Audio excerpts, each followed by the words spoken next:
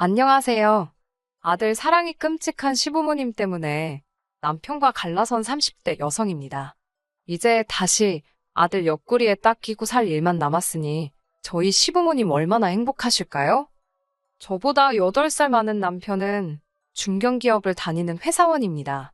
저는 영어 강사로 학원에 강의도 나가고 과외도 하고 있어요. 남편은 제 수강생들 중 한 사람이었고요. 돌이켜 생각해보면 나이 차이가 나긴 했어도 제가 강사이고 남편이 수강생이다 보니 나이 차이를 개의치 않고 서로를 대할 수 있었던 것 같네요. 남편은 제 수업을 총 3달 동안 들었는데 그 기간 동안 단 한 번도 저에게 사적으로 연락한 적이 없었습니다. 그러다 수업 마지막 날 데이트 신청을 해오더라고요.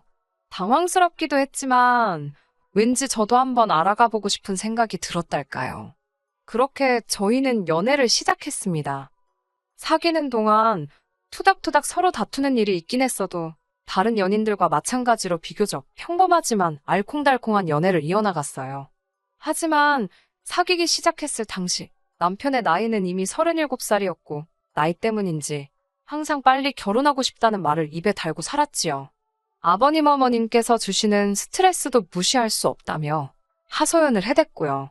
그래서 남편이 프로포즈를 해왔을 땐 사람 하나 살리는 셈 칠까? 그런 생각까지 들더군요. 그렇게 저희는 사귄 지 1년 만에 양가 어른들의 허락을 받고 부부의 연을 맺기로 약속했습니다. 하지만 문제는 저희가 결혼 준비를 시작한 지 얼마 되지 않아 일어났어요. 남편에게는 2살 많은 신우가 있었는데 그 신우가 결혼할 사람이 있다며 시댁에 인사를 시킨답시고 시댁에 데리고 왔거든요. 게다가 신우가 갑자기 결혼을 하겠다고 든 데에는 그럴 만한 이유가 있었습니다. 신우가 임신을 했다고 하더라고요. 시댁은 당연히 발칵 뒤집어졌어요.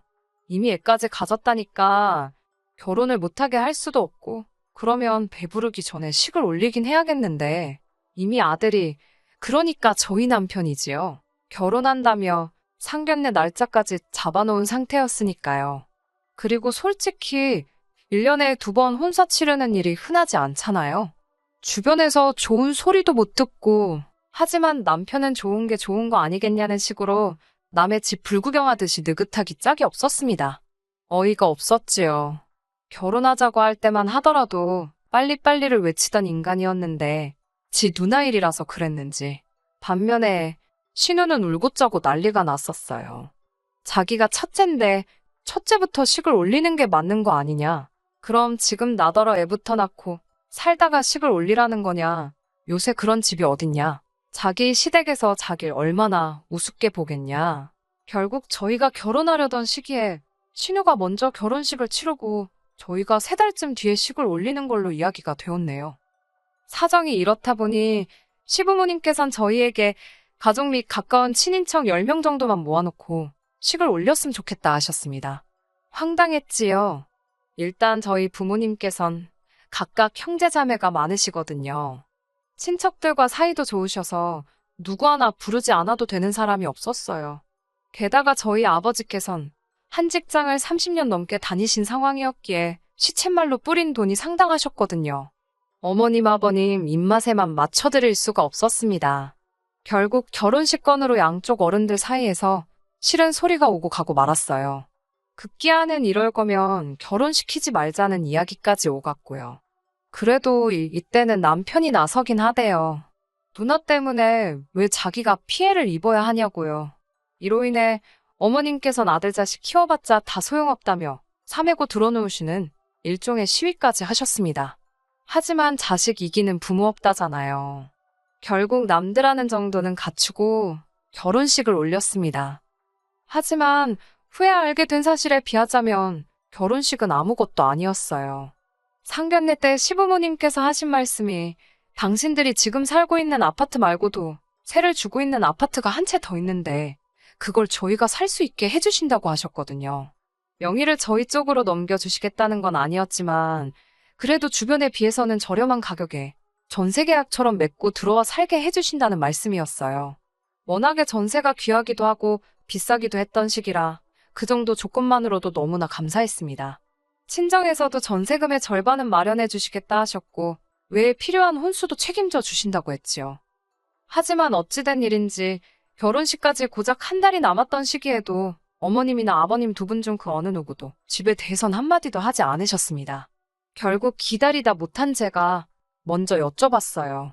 집에 가보고 싶다고요. 그래야 거기에 맞춰 가정가구도 살 수 있다고요. 그러자 아버님께선 집 이야기는 없던 걸로 하자셨습니다. 이미 신우가 들어가서 살고 있다더군요. 몇 달만 있으면 애가 나온다는데 신우가 살 집이 없다며 울고 짜고 난리부르스를 쳤답니다.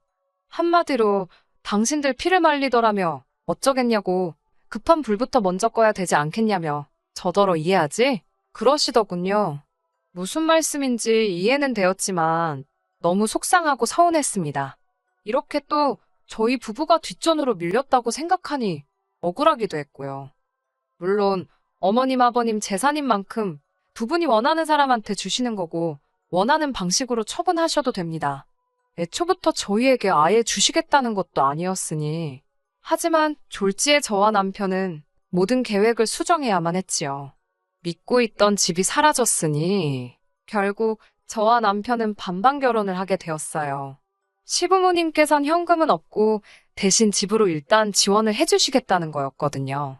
이 소식을 알게 되신 친정부모님께선 시댁에서 어떻게 해주시는 것과 상관없이 당신들이 처음 약속했던 것처럼 도와주겠다고 하셨습니다. 하지만 제가 거절했어요. 따지면서 결혼하고 싶지는 않았는데 저희 부모님이라고 뭐 돈을 쌓아놓고 사시는 분들도 아니고 한마디로 억울한 마음이 가장 컸던 것 같아요. 결국 뭐 하나 제대로 받지도 못하고 식을 올렸습니다.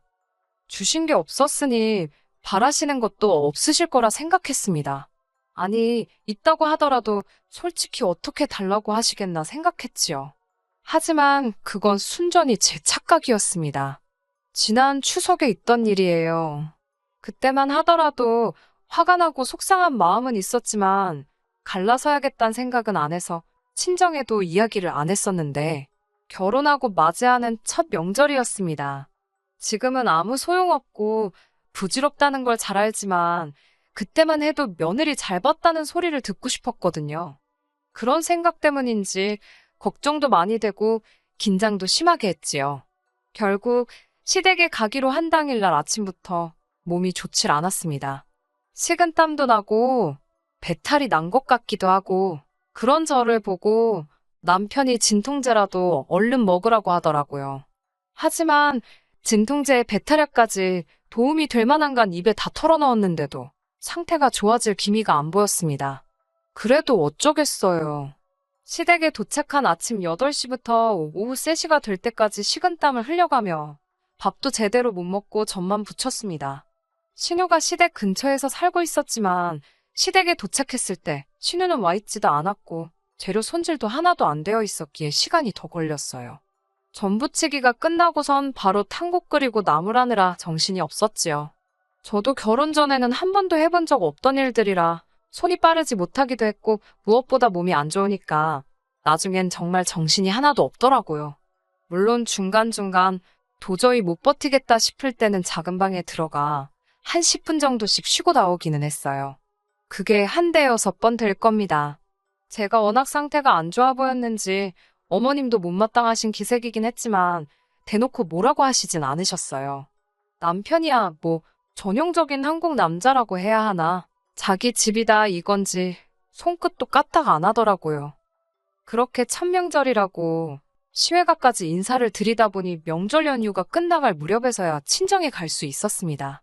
친정에 도착하고 나니 긴장이 풀려서 그런지 컨디션도 많이 좋아지더라고요. 친정은 애시당초 제사도 없고 두 분 다 연휴에는 여행 다니시고 외식하시는 분들이라 저나 남편이 고생할 것도 없었어요.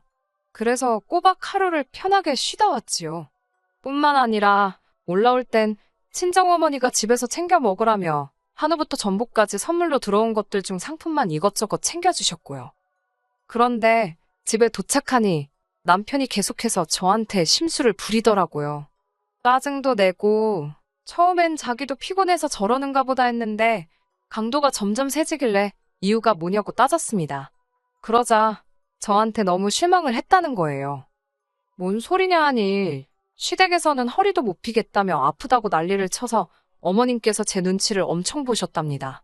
시어머니 눈치 보게 만드는 며느리는 이 세상에 저밖에 없을 거라며 일도 농땡이 치면서 하는 걸 자기가 다 봤대요. 안 보는 척 하면서도 자기가 다 보고 있었다나요. 그러면서 시댁에선 아파서 시어머니 부려먹더니 친정에서는 제가 펄펄 날아다니더랍니다. 어이가 없어서 말을 말자고 했어요. 그리고는 제가 먼저 방으로 들어가 버렸지요. 그런데 방에서 곰곰이 되씹을수록 열불이 나는 거예요. 시댁에선 불편하고 친정에선 날아다니는 게 당연한 거 아니에요? 갑자기 할 말은 해야겠다 싶어서 다시 거실로 나갔습니다. 반성 좀 했냐고 시비를 걸길래 반성 같은 소리 한다면서 저도 따발총처럼 쏴대기 시작했습니다. 아니, 사람이 상황에 따라 아플 수도 있고 안 아플 수도 있는 거지 그걸 왜 그렇게 비꼬냐 물었습니다. 그리고 내가 시댁에 가고 싶어 환장해서 갔냐고 명절이니까 간 거고 그리고 내가 어머님 부려먹는 것 같아서 그렇게 가슴이 아팠으면 오빠가 와서 전도 굽고 탕도 끓이고 하지 왜 쳐다만 보고 있었냐고요. 그러자 남편이 한다는 소리가 저더러 생각 좀 하랍니다. 큰 그림을 그려야 한대요. 자기가 시댁에서 일을 하면 어머님께서 제가 당신 아들을 부려먹는다 생각해서 절 미워할 거랍니다. 그러면서 시어머니한테 밉보여서 좋을 게 뭐가 있냐며 자기가 다 절 생각해서 일부러 관여를 안 한 거라네요. 뚫린 입이라고 짓거린다는 게 저런 거구나. 한마디로 가관이었지요. 그러면서 저는 며느리로서 묵묵히 제 소임만 다 하면 된다길래 그럼 오빠는 우리 집 가서 사위로서 뭐 할 거냐 물었어요. 그러자 신나게 떠들어 대던 그 입이 갑자기 꾹 다물어지더라고요. 남편에게 제가 어머님이 나를 어떻게 보시든 그건 내가 알아서 대처할 테니 다음 명절부터 놀지 말고 같이 하라 했습니다. 그리고 앞으로 시댁하고 친정하고 비교하지 말라고 했습니다. 나는 시댁에서 며느리고 친정에선 딸인데 같을 수가 있겠냐고요. 남편이 한다는 소리가 자긴 처가댁에서 너무 편했답니다. 자긴 자기 집이나 처가댁이나 똑같다나요. 어이가 없어서 그건 우리 친정부모님이 진짜 좋은 분들이라 그렇거나 아니면 오빠가 눈치도 없고 진짜 이상한 거라고 쏴붙여버렸지요. 그리고 지지난주에 정말로 마음 상하는 일이 있었습니다. 제가 남편을 떠나야겠다고 마음을 먹게 된 결정적 이유이기도 합니다. 아버님께서 모처럼 고기가 드시고 싶다 하셔서 시댁에 갔어요. 자동차로 1시간 정도 걸리는 거리였지만 남편이랑 데이트한다 생각하고 나갔습니다.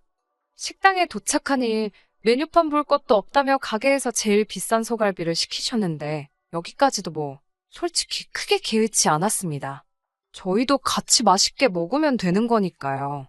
그런데 식사가 끝나갈 무렵 아버님께서 네 신우도 소갈비 좋아한다 소리를 하시더니 직원을 불러서 4인분은 포장을 해달라고 하시더라고요. 그러더니 저희더러 잘 먹었다고 하셨습니다.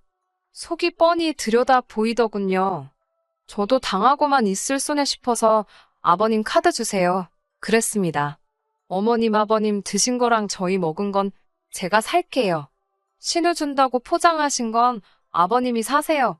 라고 애교 섞인 목소리로 말씀드렸지요. 아버님은 당신 속이 훤히 보인 게 민망하셨는지 일하는 사람 귀찮게 그걸 따로따로 계산하냐고 짜증을 내시더라고요.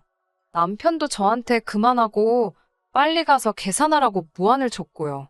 제가 그럼 이건 당신이 사라고 그러고는 계산서를 남편 손에 쥐어줬습니다. 저희는 생활비를 반반씩 부담하고 있었고 솔직히 20만 원에 달하는 소갈비를 신우 먹으라고 사줄 만큼 여유도 없거든요. 그리고는 시부모님을 댁에 모셔다 드렸는데 어머님이 들어왔다 가라셨습니다. 할 이야기도 있고 그렇다 하시면서요. 과일을 깎고 있는데 어머님께서 불쑥 사돈한테도 용돈을 드리냐고 물으셨습니다. 저는 어머님 아버님 드리는 금액과 똑같이 드리고 있다고 말씀드렸지요. 그러자 어머님께선 그래도 시집과 친정에 똑같이 하는 건 말이 안 된답니다. 항상 매사에 시집이 우선시 되어야 한다는 분이셨지요. 당신 딸에게도 그렇게 말씀하시는지는 모르겠지만 무튼 안색이 약간 변하신 어머님께선 사돈네까지 용돈을 드리는 줄은 몰랐다며 당신 아들 어깨가 무겁겠다고 그러셨어요. 왠지 그 말에 빈정이 상한 제가 맞벌인데요. 뭐 저희 부모님은 제가 벌어서 드리는 거나 마찬가지라고 받아쳤습니다. 그러자 어머님께선 이 집안에 시집을 왔으면 제 가정에 집중을 해야지 친정에 퍼주면 안 된답니다. 황당하더라고요. 친정은 남이다 생각하고 사는 게 속 편하다나요? 계속해서 말씀을 그렇게 하시니 짜증이 나서 저도 모르게 그럼 신우도 어머님 아버님 나몰라라 하고 사냐고 물었습니다. 그러자 남편이 나서서는 집마다 사정이 다른 거지 왜 너는 신우하고 너를 비교하냐면서 어머님 편을 들더군요. 남편이 그러니까 아들이 당신 편을 들어주니 기세가 등등하셨는지 어머님께선 저희 친정부모님 이야기를 다시 꺼내셨습니다.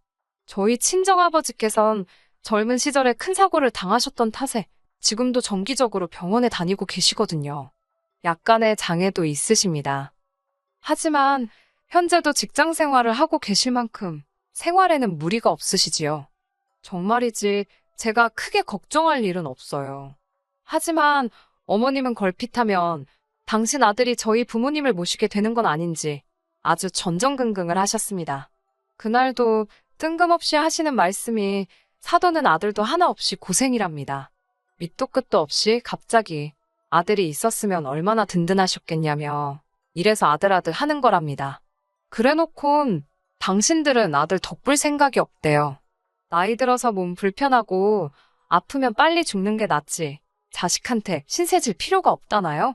순간 그 말을 듣는데 막말로 머리 뚜껑이 열리는 기분이었습니다. 지금 저 들으라고 하시는 말씀이냐 하니까 그런 건 아니지만 아무래도 사돈이 아프다니 걱정이랍니다. 말이 나와서 말인데 자기 자식 고생시킬지도 모르는 사돈을 누가 달가워하겠냐고요. 남편이 나이가 저보다 많으니 맞벌이를 한다고 해도 남편이 저보다 많이 버는 건 맞아요. 그렇지만 그만큼 저보다 은퇴도 빠를 텐데 어머님께선 저를 돈 잘 버는 당신 아들 등골 빼먹는 존재로밖에 안 보셨나 봅니다. 곱씹을수록 어이가 없더라고요. 나이 차이가 나면 뭐합니까? 다른 또래 커플들보다 못한 상황에 반반 결혼하고 생활비도 반반씩 내고 있는 마당에 내가 왜 이딴 소리를 들으며 이 인간이랑 살아야 하나 싶더라고요. 어머님께서 저만 걸고 넘어지셨어도 하다못해 남편이 그 와중에 그만하시라고 뭐 그런 말씀을 하시냐고 한마디만 해줬어도 제가 그렇게 화가 나진 않았을 거예요. 저는 개념이고 뭐고 물 말아먹었다 생각하고 어머님께 따지고 들었습니다. 나이 많은 아들 장가 보내면서 돈 몇 푼도 안 보태주셔놓고 어지간히 대접받을 생각하신다고요. 가만히 계시면 중간은 갈 걸 왜 괜한 저희 친정부모님을 걸고 넘어지시냐며 저희 친정부모님은 당신들 병원비 할 돈 먹고 살 돈은 충분히 가지고 계시지만 어머님 아버님은 뭐 있으시냐 따졌습니다. 저야말로 어머님 아버님 떠안게 되는 거 아닌가 아주 생각만 해도 밤에 잠도 안 올 만큼 불안하다고 악다구니를 썼네요. 어머님께선 넋이 나간 표정으로 절 바라보셨고 남편은 저더러 미쳤냐며 소리를 질렀습니다. 진짜 미치면 어떤지 한번 볼 거냐고 지금 내가 하고 싶은 말 반도 못했다고 같이 달라드니 자기도 놀랬던 모양입니다. 저는 남편더러 이런 대접받고 내가 너랑 뭐하러 사냐고 너랑 안 산다 그랬어요. 어머님께도 지금 누가 어머님 아들 등골 빼먹고 사는지 한번 잘 생각해 보시라 했습니다. 뭐 뒷이야기는 상상하신 그대로입니다. 아버님은 가만 안 둔다며 바들바들 떠셨고 남편은 저더러 당장 사과하라며 생쇼를 해댔어요. 어머님은 당신 쓰러지신다며 다들 드라마를 너무 많이 봤더라니까요. 하지만 뭐 하나 와닿는 게 없더군요. 그날 이후로 남편과는 떨어져 지내고 있습니다. 저는 이혼이라고 표현하고 남편은 생각할 시간을 갖자고 그래요. 하지만 혼인신고도 안 되어 있는 마당에 무슨 놈의 생각할 시간이랍니까? 끝난 거지요, 뭐. 혼인신고를 안 한 이유는 어머님이 신혼애가 먼저 하고 1년 뒤에 하라셨습니다. 어디서 점을 보고 오셨는데 그렇게 하라 했다네요. 남편은 지금도 정신 못 차리고 적당히 하고 굽히고 들어오라는 헛소리를 해댑니다. 아주 깡그리 전부 다 무시하고 있어요. 다행히 오피스텔 전세 1년짜리라 계약도 얼마 안 있으면 끝나니까 그럼 완전히 정리가 될 것 같습니다. 어휴, 이래서 하나를 보면 열을 안다고 하나 봐요. 홀가분하네요. 끝까지 들어주셔서 감사합니다. 오늘의 사연은 여기까지입니다. 구독과 좋아요, 알람 설정 부탁드리고 더 좋은 사연으로 다시 찾아뵙겠습니다. 감사합니다.